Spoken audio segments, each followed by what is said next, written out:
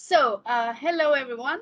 Thank you very much for this opportunity for me to share today about cyber risk management and quantification specifically. So very quickly, an overview about my background. I am actually an alumni from Telecom Sud Paris, where I got my PhD in telecommunication engineering. That was several years ago in 2011. And since 2015, I am based in Singapore, where I opened my own cybersecurity company in 2016. The company is today composed from 10 full-time employees and 3 interns, as well as an intern from actually Tunisia, the École Supérieure de Communication. So I'm very happy to have the capability to help as well other schools. And I always encourage young people to come and join the cybersecurity industry. I have a co-founder, Mikko Laaksonen, and our company has shareholders from Singapore, NUS Enterprise, and Synctel Innovate.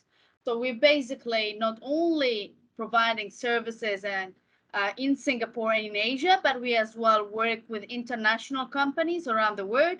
And since 2019, we started building a product, and now we have a product called Immune, which is a cloud-based cyber risk management platform.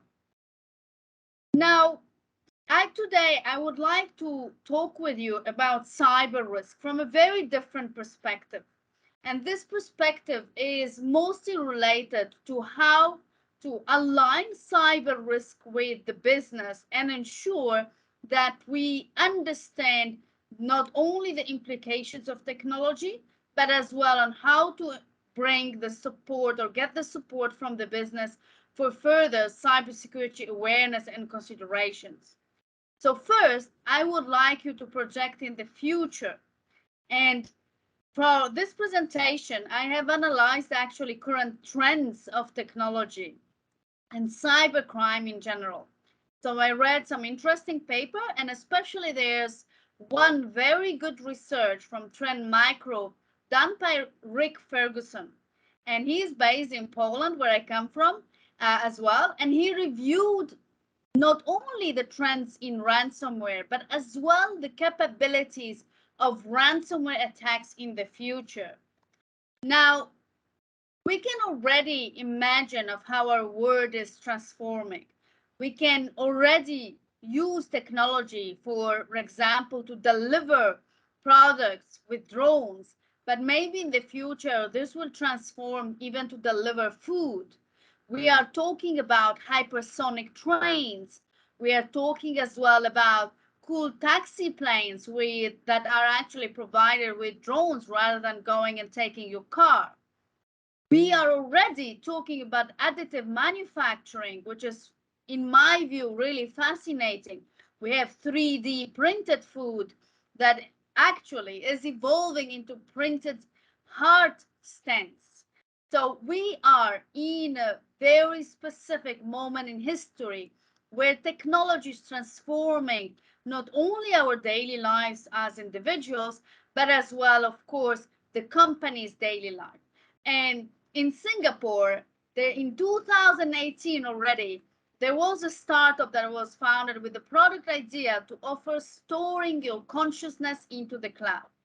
And I found that absolutely fascinating.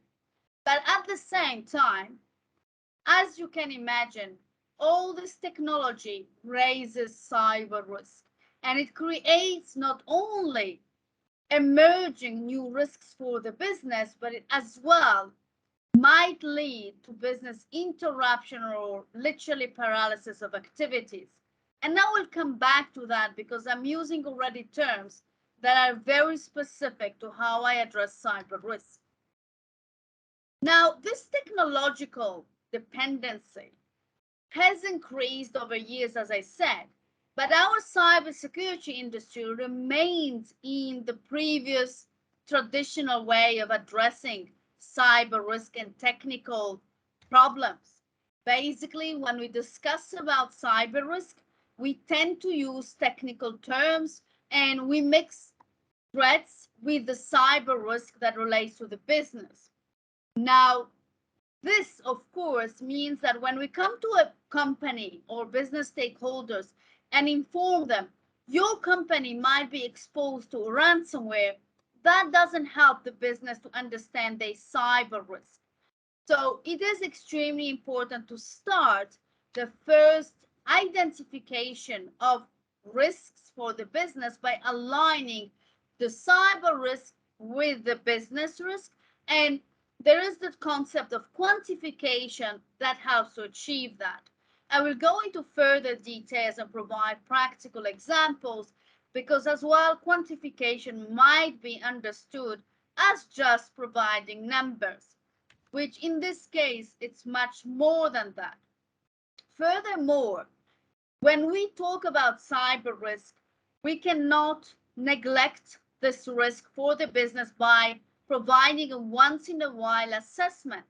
As this is done for other traditional risks, the recurrent assessment needs to be done at least not only on regular basis, but whenever there is a very big change of risk profile. In in cyber, that is much more complicated than for the traditional risk.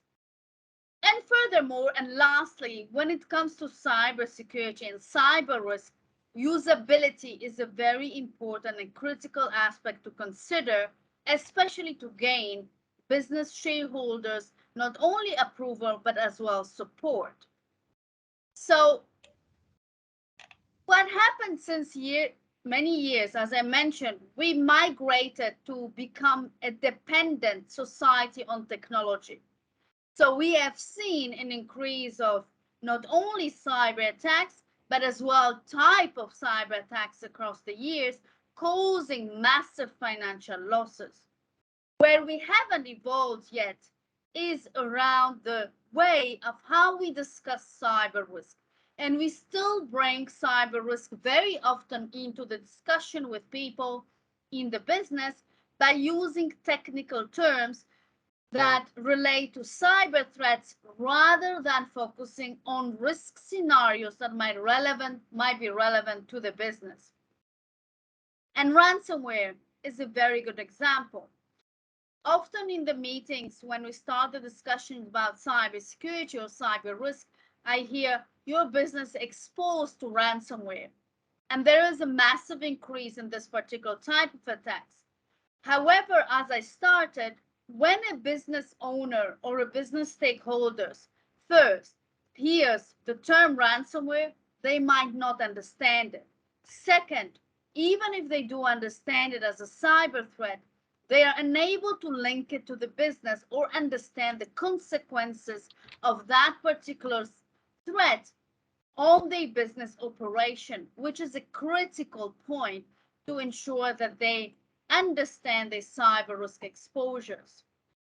So while we discuss those threats, what is really critical again to take or to start the journey with is not only to use the threats as a starting point, but to explain to the different stakeholders the steps of a cyber attack. And of course, that means not only going away from the technical terms, but bringing the high level overview, mentioning that a cyber attack might happen due to a vulnerability across people, process, and technology in combination with a threat, leading to business consequences. The more the business depends on technology, the more a cyber attack might disrupt its operation. By providing this kind of introduction and visibility, it helps the business starting understanding why cybersecurity is not just a technical problem, but way beyond that.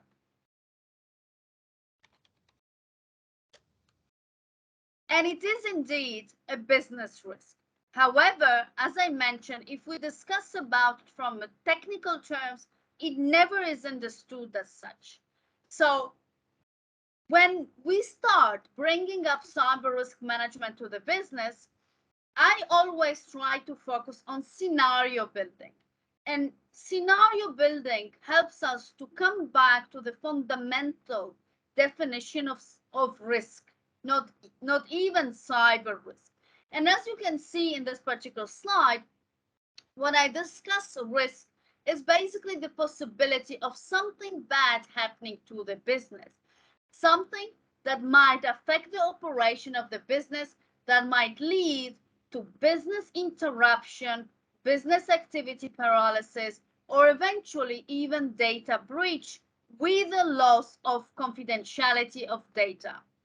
In cybersecurity, again, there is a very clear disjunction between the technical attacks and the consequences of the business. And very often, it doesn't go beyond the IT consequences. However, a cybersecurity risk or a cyber risk is actually the impact and the likelihood of a cyber attack and the consequences on the business or on the organization. If a cyber attack is successful, it will lead to consequences. Those consequences will not only affect the IT operations, but as well the business normal activities, the business profit. It might require additional cost to recover and continue the activities. So the cyber risk is the potential loss or harm related to technical infrastructure or use of technology that goes beyond just the impact or harm on the IT and technological system, but mostly on the overall operations of the company. And traditionally, risk is defined as likelihood time impact, a very basic definition. When we discuss about financial risk or reputational risk or any other operational risk that are types of I would say traditional standard risk, this formula is very kind of simple to apply. When it comes to cybersecurity, when a cyber attack happens, how do you enable or empower your team or the team of the organization to find out the real consequences on the full business operations? And how are you able to predict the probability of that cyber attack happening in order to come up to the definition or the scenario of cyber risk is the question that I will try to answer today. So cyber risk management will help a company to identify the technical exposures, the people exposure, the process exposure, and they will be able to start the journey by clearly understanding the cyber exposures. This is the first step in their journey with cyber risk management. When they are able to identify the cyber risk, they will then assess the cyber risk and decide what are the next steps to perform in order to address those cyber risks. Addressing cyber risk might require the company either to treat that particular risk, either to accept it, eventually not accept it, or even transfer it. And in cybersecurity, those decisions are very much based on subjective assessments or qualitative assessments of cyber risk currently. So for example, we say the cyber risk is high, or we tend to describe it as red, but that doesn't allow to take an informed decision about the treatment and how we're gonna take the decision what to do with that particular cyber risk within the organization. Quantification allows to address that, and it brings some objective assessment with financial numbers and scenarios that are relevant to the business in order to choose and be very sure about the next steps when it comes to cyber risk management. So in finance, as I mentioned, and in other traditional risk management or risk types, this way of addressing risk and making decision is pretty much known. In cybersecurity, qualitative risk assessment is much more prevalent. in addition with technical scenarios rather than business-related risk scenarios, this makes it very hard for the business to take the next step. And especially because the next decision is based on the risk appetite of the business. The risk appetite for the business is usually described in financial terms. So if my cyber risk assessment will, for example, tell me your risk is high and the business has a risk assessment of $50 million, they cannot assess what type of decision they need to take around that particular cyber risk. And therefore, they don't know what is the best balance between mitigation / treatment and transfer, or eventually, as I mentioned, acceptance or rejection of the risk. Now, additionally, in cybersecurity, cyber risk transfer is yet in, I would say, very new and emerging risk mitigation technique. It is not only not known, but as well misunderstood by the different organizations. Cyber risk transfer or cyber insurance nowadays is providing support for companies not only to recover the operation following the cyber incident, but as well to support companies with financial losses that might occur following that particular incident.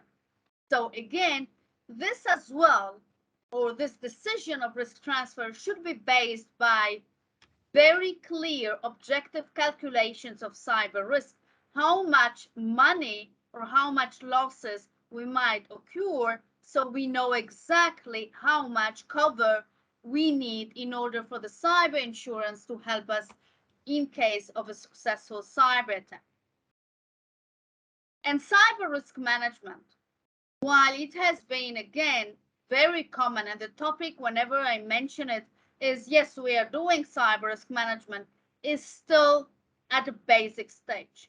Even the quantification, as I mentioned, it's actually not following the very in-depth quantification that is done, for example, in enterprise risk management by mature companies, where they associate every risk of a company to financial losses and very clear visibility of all the impacts that might occur to the business. At least this is what we see in regions like, for example, Asia, where those common practices are still based on qualitative risk assessment. Now, the challenges with the qualitative risk assessment, especially for chief information security officers, if the business stakeholders do not understand the consequences of a cyber attack on a business, they will not be able to support with the right budget for security controls. And therefore, the chief information security officer will find themselves in a very difficult position without being empowered to not only build a team, to buy additional tools, to eventually buy cyber insurance, amongst others. So quantification helps tremendously to answer questions from the business in an objective and clear financial manner. First of all, it clarifies, for example, how much, again, as I mentioned and kept repeating, losses we might occur as a business. It helps not only the board understand the return on investment, but as well the CFO or Chief Financial Officer to optimize the cybersecurity spending. It might as well help the CISO to clearly understand where to use that particular budget for cybersecurity rather than trying to address things, again, qualitatively or subjectively. Now, the risk transfer decisions, when they are made based on quantification, they will be much more clearer and help the business to understand the why and the how. So cyber risk transfer is part of it, as I mentioned, representing cyber insurance, and it's actually mostly in cybersecurity helping the recovery part. Again, a pretty much emerging area, but a very interesting area. Common mistakes that happen without the quantification, which is actually providing that financial value, is that cyber risk is not addressed properly, and the risk transfer is as well not optimized and not adequate for that particular company or the organization. So again, the term quantification in itself might mean just providing numbers. And very often I hear that, but we are doing quantification by saying, oh, cyber risk is 4, and therefore in my scale from 1 to 5, this is high. But quantification is not about just providing numbers. It's about calculating potential financial losses that a business might occur following a cyber attack, which means understanding very well all the consequences, not only on the IT systems, but as well on the business operations. And what I call here, or what is written here as semi-qualitative, is what I actually call the techniques that are used nowadays very often in cybersecurity and called quantitative. So again, as a main point, and why I'm a strong believer in quantitative approaches, is because they give and provide objectivity. We are talking with businesses that have various spending and budgets, and if their decision is made on subjective matters, then it's very hard for them to support the cybersecurity team, and especially the cybersecurity leader. Quantitative calculations or approaches address that very well. And even though they might not be extremely accurate, they still help to understand the business further, the consequences of a cyber attack. How is it possible? Understanding the consequences of a cyber attack means that the business is not only addressed by presenting scenarios, but means as well that we go away from just talking about threats by building scenarios, again, that might occur to the business and presenting the consequences. So in this slide, you see an example, or like the Adobe data breach that actually costed 1.1 million in attorney's fees. So traditionally, and very often in mature businesses, there is a perception that whenever a business faces a data breach, the only cost might be associated with fines. This is far from the reality. When a company experiences a data breach, the consequences not only affect the business operations because you need to investigate, you need to get forensics costs, you need to ensure that you recover your operations if there is any disruptions, but you might have as well legal costs aligned or required by legal obligations or compliance obligations. So there are a lot of considerations here, more than the traditional costs associated with fines. So if I take a step back, when presenting cyber risk, it is important to focus on scenario buildings. When we build scenarios, we go away from the technical terms and cyber threats to present a story that might happen to the business and explain the consequences on the business rather than only the IT environment. This not only helps them to understand the financial consequences, but as well helps them to clarify why cybersecurity needs an additional budget. I use very often insurance examples to provide more visibility to the business stakeholders about the consequences, but as well to show how cyber risk transfer might be a very good complementary mitigation technique for cyber risk, not a replacement, but a complementary risk mitigation. So when we talk about, for example, the first scenario, we are talking about a ransomware attack. And in this case, the insurance was able to cover as well the ransom amount. Now, a disclaimer, this is not possible or this is not available for all policies across the world. It depends on where the company is based and what are the legal frameworks or the legal possibilities in that particular country. In some countries, paying ransom is not allowed or it's illegal. The second scenario here, we see that the insurance company reimbursed 1.24 million in costs, including forensic investigations, legal advice, notification, and identity monitoring, as well as regulatory fine.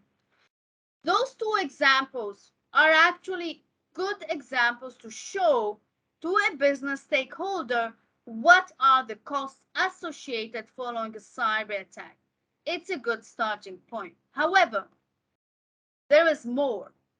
When a company has a visibility of their cyber risk based on scenarios, they are able to understand not only the damages and the impact on the business, but as well list them in a more accurate way that go beyond the cover of the insurance, and they are able to understand where to focus, for example, mitigation/treatment controls for their cyber risk. For example, should I invest in a multi-factor solution, or should I actually invest in a new CASB solution because I have a choice between investing my budget in one solution only? I cannot afford both.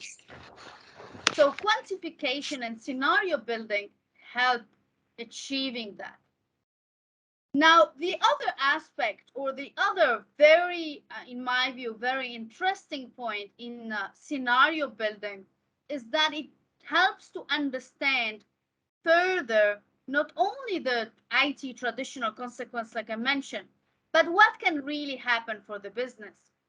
For example, in some cases, a cyber attack on a manufacturing company might disrupt production. The consequences on the business are tremendous.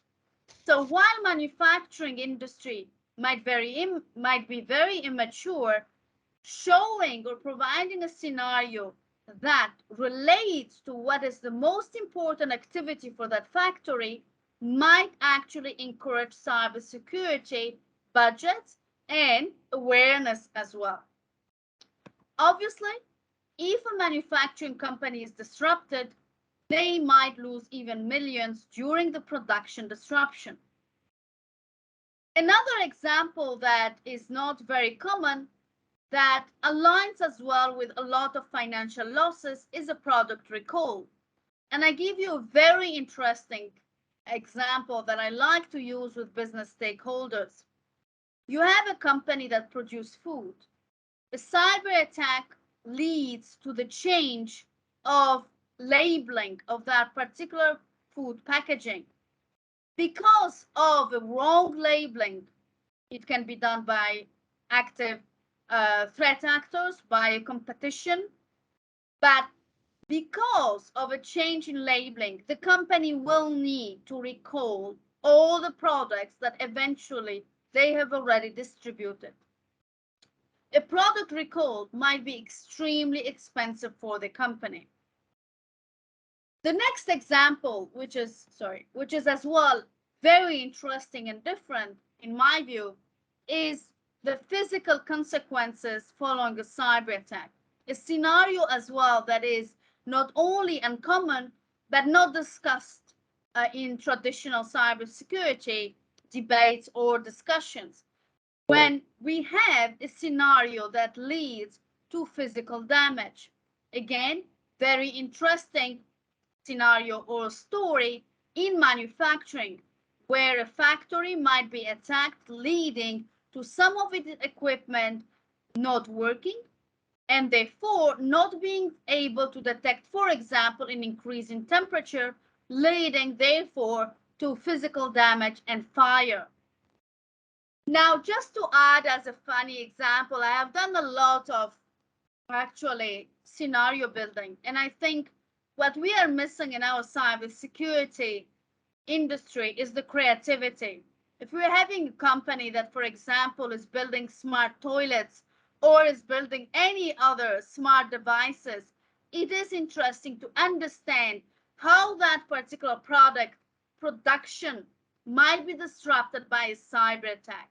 So we are not looking at it from technical standard point of view. We are looking at it from a business perspective, and that helps us to ensure a very clear support for the business stakeholders, the board, to take informed decisions about a cyber risk. And the informed decision starts by identifying those cyber risk scenarios or cyber loss scenarios. In insurance industry, that's how they are called. When a cyber scenario is identified, in order to quantify it effectively, the impact is the part that is pretty much easier to understand or to quantify, because it's easy, kind of, to know how a business might be affected following a cyber attack. This requires collaboration between the cybersecurity, the business operations, the CEO, the CFO. It doesn't happen only in the cybersecurity department, because it's not the cybersecurity that knows if a business is unable to function for one day, how much money they lose. That is the CFO's role, and they will be the only one able to collaborate with cybersecurity to bring that visibility. The other part that is required in quantification is likelihood. A likelihood is slightly more difficult due to the fact that traditional risk, like for example, flooding situations, have much more historical data. However, I do believe that if a company wants to start a quantification journey, they can not only look at historical data from their own incidents and events to leverage on the probability, but as well try to tap on open source data, as well as data coming from intelligence agencies, which actually support sharing of information and sharing of security information with companies. So if I take a step back, cyber risk management is not a new industry, or it's not a new activity in cybersecurity. But how we have been doing it is still very technical, very old-fashioned, in that sense that we use technical terms only mostly. And that is not relevant for the business. Cyber risk management using financial terms and scenario gets us closer to real risk management and empowers a very good objective decision-making process from the business stakeholders and supports the cybersecurity investment further. Cyber risk transfer is part of it, not because it will allow, for example, to not implement security controls, but as a complementary measure. And very wrongly, a lot of companies think that they can buy cyber insurance and not do anything about cybersecurity.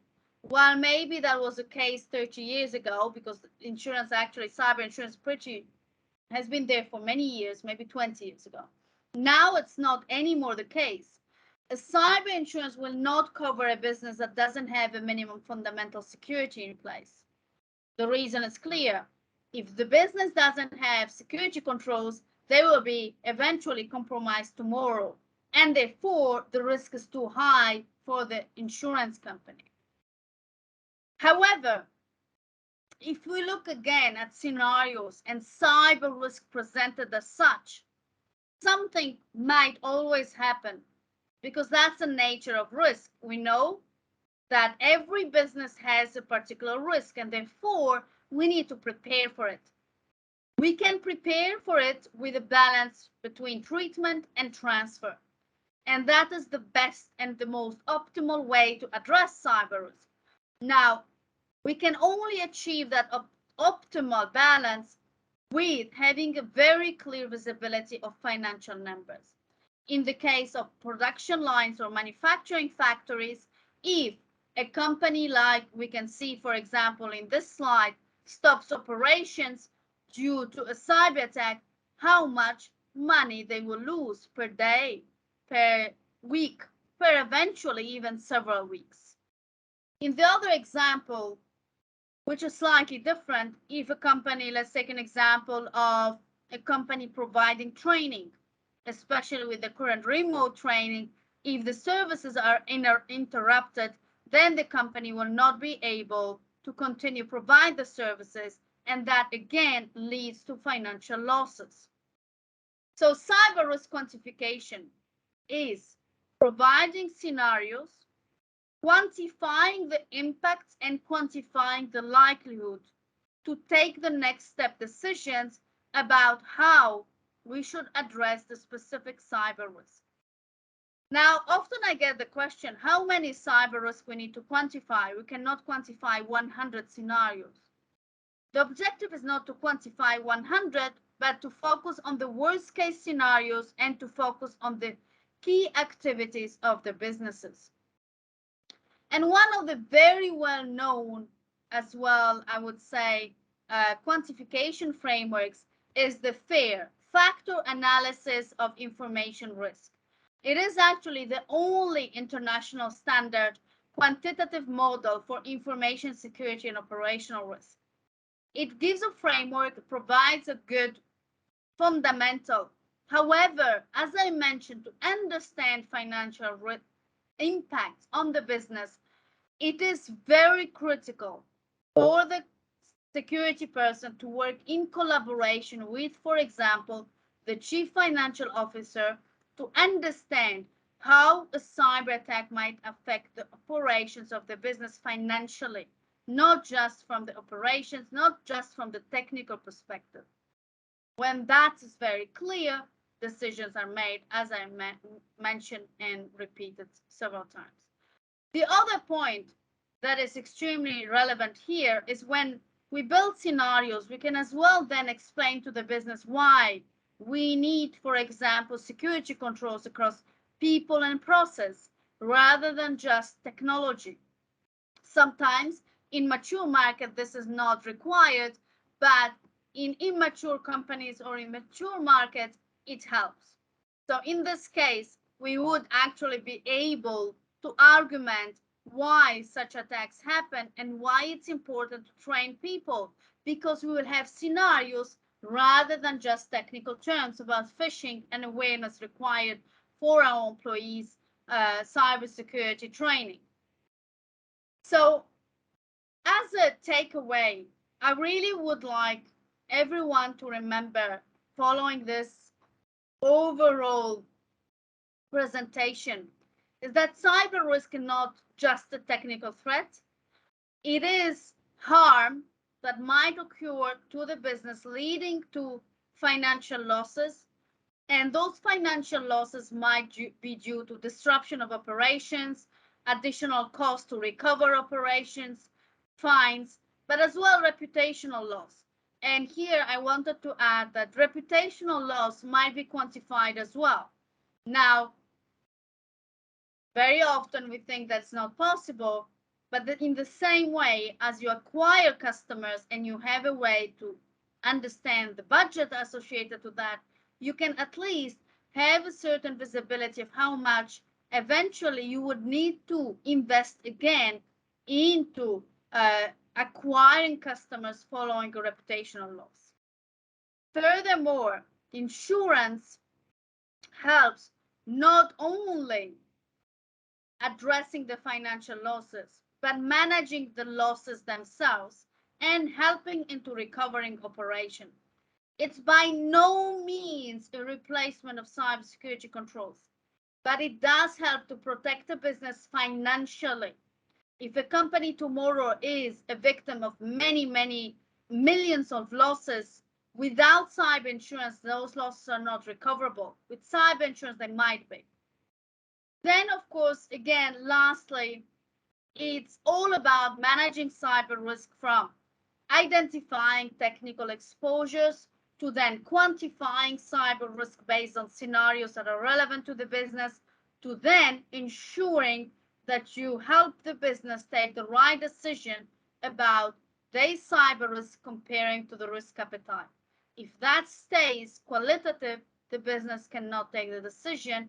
If it's quantitative, then they're able to do so.